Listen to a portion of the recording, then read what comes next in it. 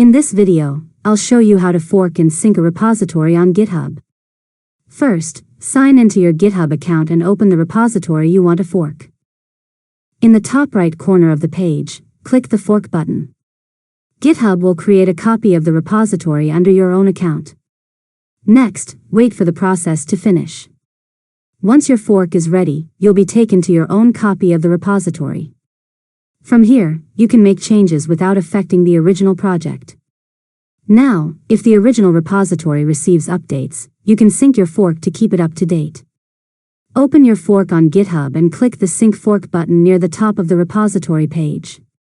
After that, click Update Branch if updates are available. GitHub will automatically bring the latest changes from the original repository into your fork. If there are no new changes, GitHub will let you know that your branch is already up to date. Finally, refresh the repository page if needed to confirm that your fork has been updated. Keeping your fork in sync makes it easier to contribute changes back to the original project and helps you avoid conflicts when creating pull requests. And that's it.